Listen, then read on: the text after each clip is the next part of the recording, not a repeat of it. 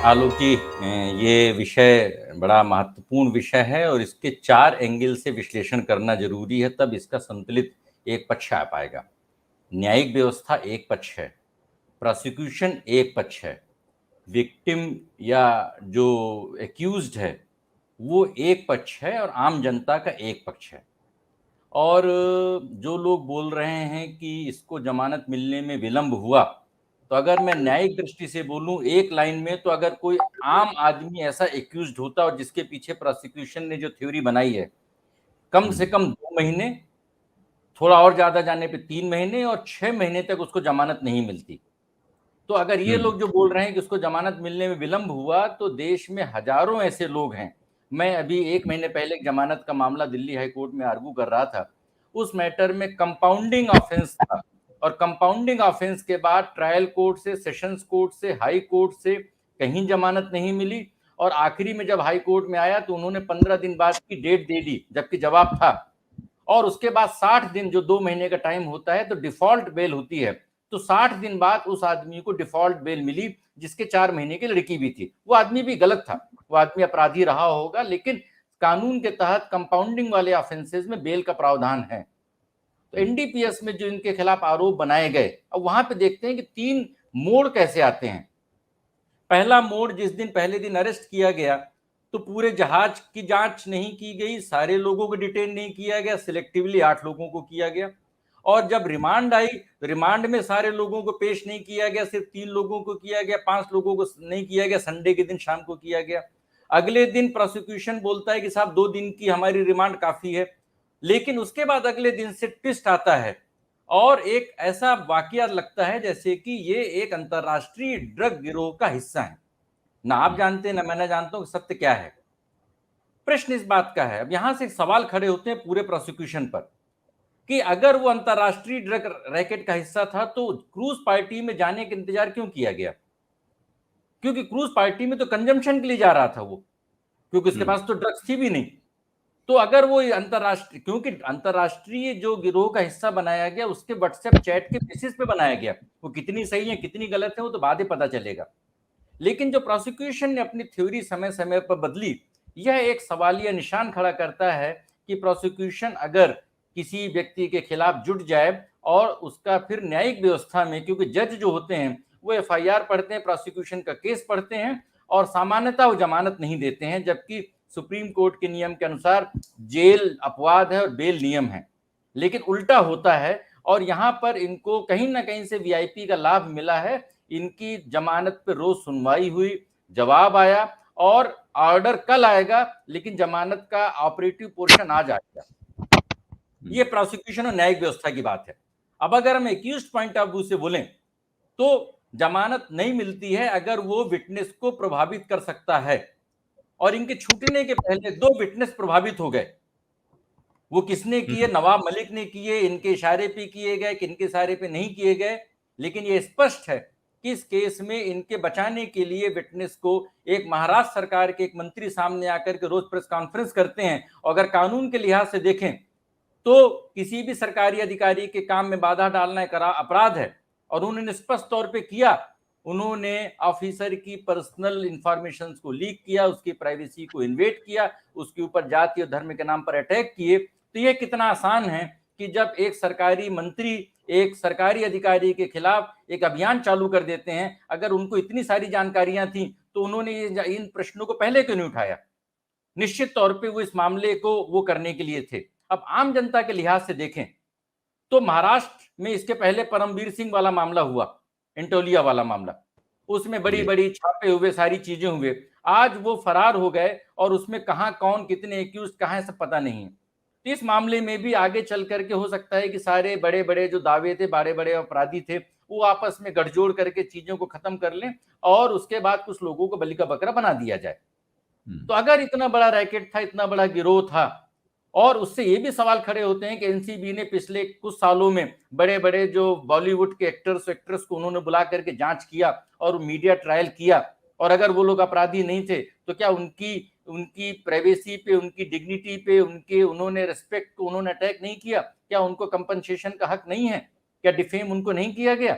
ये बड़े बड़े सवाल खड़े होते हैं। लेकिन दुर्भाग्य से भारत में जो प्रोसिक्यूशन है, जो इन्फोर्समेंट एजेंसीज हैं, उनको एक बहुत ही एक पवित्र गाय माना जाता है कि इनके ऊपर कुछ भी नहीं किया जा सकता है। लेकिन मुझे लग रहा है इस पूरे मामले से सभी लोग, प्रोसिक्यूशन, एक्यूज, महाराष्ट्र सरकार, केंद्र सरकार और न्याय व्यवस्था, सभी लोग कटघरे में कहीं ना कहीं से सवालों के घेरे में खड़े हुए हैं।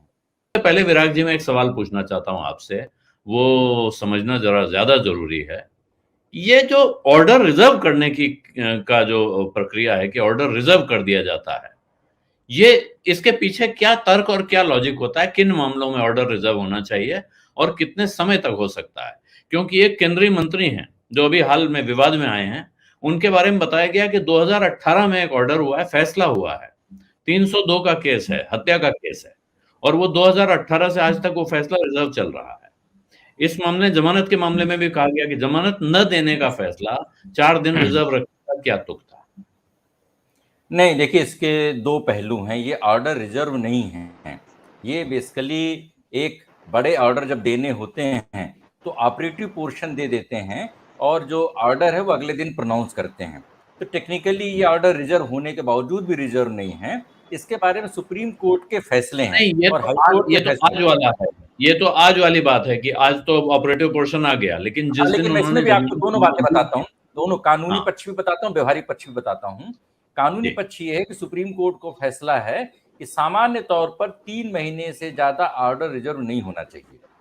और हुँ, लंबे समय तक ऑर्डर रिजर्व होने में दिक्कत ये है कि अगर जज का ट्रांसफर हो गया, जज बदल गया, जज रिटायर हो गया, तो सुनवाई फिर दोबारा करनी पड़ेगी। इसलिए बहुत लंबे समय तक ऑर्डर रिजर्व रखना नहीं चाहिए। लेकिन हुँ, मैं व्यवहारिक पक्ष बताऊं कि अगर सामान्य व्यक्ति की जमानत अर्जी होती है तो हुँ, 4 बजे, अगर 4 बजे बज जाती हैं तो कोर्ट फिर उसको नहीं सुनती है। हुँ, 3 दिन, 4 दिन, 5 दिन बाद की डेट लगती है।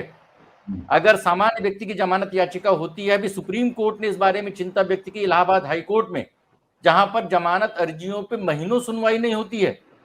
और हुँ, संविधान में सबसे बड़ा अधिकार है, सबसे बड़ा नंबर 1 अधिकार, जिसकी सबसे बड़ी सामूहिक और संगठित उसकी अवहेलना हो रही है, केंद्र में भी और सभी राज्यों में भी। और हुँ, चूंकि सारी राज्य सरकारें इसमें शामिल हैं, इसलिए कोई इस आवाज को नहीं उठाता है। और वह यह है कि 24 घंटे से ज्यादा किसी भी व्यक्ति को आप हिरासत में गैर कानूनी तरीके से नहीं रख सकते हैं।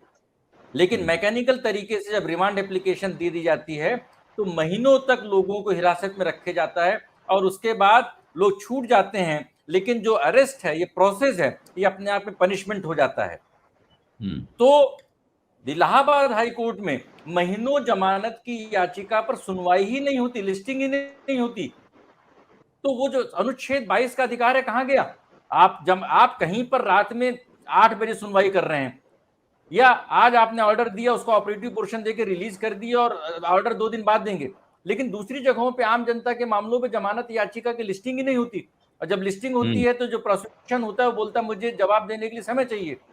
तो ऑर्डर रिजर्व, इसमें 3 बातें। नंबर 1 कि जमानत पे मेरिट पर बहस नहीं होनी चाहिए, ये पहला है, जो कि अदालतें इसकी अवहेलना करती हैं, मेरिट पे चली जाती हैं। दूसरा ये है हुँ, कि जमानत याचिका पर तुरंत फैसला होना चाहिए। और तीसरा, जमानत याचिका का जो फैसला है वो बड़ा छोटा होना चाहिए, इतना बड़ा नहीं होना चाहिए कि उससे पूरे केस की मेरिट डिसाइड हो जाए। लेकिन आजकल इन सारी बातों पे छोटे और बड़े केसेस के अनुसार कॉम्प्रोमाइज होने लगे हैं। बड़े मामलों में बड़े फैसले होते हैं, जिससे अंत में ये पता चल जाता है कि अंत में ये व्यक्ति छूट जाएगा या उसको सजा होगी। जी। तो आपका कहना है कि जिस वक़्त ज़मानत की सुनवाई हो रही है, उस वक़्त तो मेरिट पे कोई चर्चा होनी ही नहीं चाहिए। ज़मानत तो बिना मेरिट के हाँ, ज़मानत के मेरिट पे ही चर्चा होनी चाहिए। जमानत की मेरिट होनी चाहिए।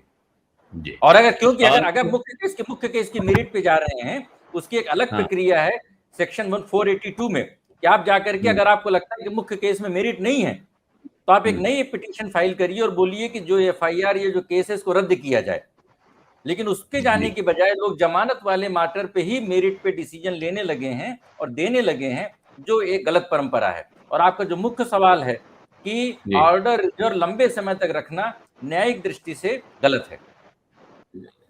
जो जी। इन्होंने मुद्दे उठाए, उसमें हुँ, कबीर दास का एक दोहा है कि दुख हुँ, में सुमिरन सब करें, सुख में करे न कोय, और जो सुख में सुमिरन करे दुख काहे को होए। हुँ, तो जो लोग कानून में बदलाव की बात करते हैं, हैरेसमेंट की बात करते हैं, न्यायिक प्रणाली की दुर्दशा की बात करते हैं, उन सारे लोगों को, वो चाहे शाहरुख खान हो, चाहे बड़े मीडिया हो, चाहे बड़े वकील हो, क्योंकि चीफ जस्टिस ने भी अभी बोला, सुप्रीम कोर्ट के जजों ने बोला कि वकीलों को, समाज को उन अपराधियों की, उन अंडर ट्रायल्स के बारे में सोचना चाहिए कि जो बेवजह जेल में सड़ रहे हैं। और देश में ऐसी कोई नियम नहीं बना कि कब रात में अदालत चलेगी, कब शाम को 7 बजे तक बहस होगी और कब आज लिस्टिंग होने के बाद अगले दिन बहस हो जाएगी। मैंने आज से 4-5 साल पहले सलमान खान के एक मामले में लेख लिखा था, जब उनको ट्रायल कोर्ट से सजा हो गई, ऑर्डर की कॉपी भी नहीं मिली और शाम को हाई कोर्ट में 4 बजे मेंशनिंग करके और वो ऑर्डर स्टे हो गया, क्योंकि देश के सबसे बड़े वकील उनके लिए खड़े हुए थे। क्या किसी आम आदमी के लिए ऐसा हो सकता है कि बगैर ऑर्डर की कॉपी के आपका मैटर सिर्फ ओरल मेंशनिंग से आपको राहत मिल जाए? ये तो जो सिस्टम है, ये मैं समझता हूं कि आर्यन खान के बहाने होने चाहिए। 2 और छोटे छोटे मुद्दे, संदीप भाई ने बोला था कि वो उद्धव ठाकरे चिट्ठी लिखेंगे जनरल कंसेंट विड्रॉ करने के लिए। सीबीआई चूंकि दिल्ली पुलिस के एक विशेष कानून से चलती है, इसलिए उसको कंसेंट की जरूरत है, लेकिन जो सेंट्रल एजेंसीज हैं उनको कानून के तहत पावर है, इसलिए उनको कोई जनरल कंसेंट की जरूरत नहीं है और कोई भी राज्य सरकार एनसीबी जैसे अथॉरिटी का अधिकार नहीं ले सकती। ये दूसरी बात है। तीसरी बात, समीर वानखेड़े के बारे में जो पिछले वक्ता बोल रहे थे, वो ईमानदार हो सकते हैं, कार्यकुशल हो सकते हैं, लेकिन एक बात उन्होंने सरासर गलत की, जो उनके कंडक्ट रूल के हिसाब से गलत है, प्रोसीजर्स के हिसाब से गलत है, इन्वेस्टिगेशन के हिसाब से गलत है और सुप्रीम कोर्ट के जजमेंट के हिसाब से गलत है कि उनको सेंसिटिव मैटर्स में इंफॉर्मेशन लीक करके मीडिया ट्रायल नहीं करना चाहिए। इससे न सिर्फ इन्वेस्टिगेशन का नुकसान होता है, बल्कि जो सामने वाले की छवि है, अगर वो छूट जाएगा तो आप उनकी छवि के साथ खेलते हैं। ये संदीप की, उनकी जो वानखेड़े जी की, मैं समझता हूं गलती है। अब अगर हम नवाब मलिक के लिए देखें तो मैं समझता हूं कि देश में एक नई प्रथा चालू हुई है। जिस तरीके से एक सुपारी किलर होते हैं, तो ये सुपारी डिफेंस इन्होंने पैदा किया और सुपारी डिफेंस पैदा करके उन्होंने पूरे एक इन्वेस्टिगेटिंग एजेंसीज को, प्रोसिक्यूशन को इन्होंने डिरेल करने की कोशिश की। और अगर कल के दिन मान लीजिए ईमानदार अधिकारी के ऊपर इस तरीके का हमला हुआ, तो सरकारें उसको बचाने के लिए क्यों नहीं आती हैं?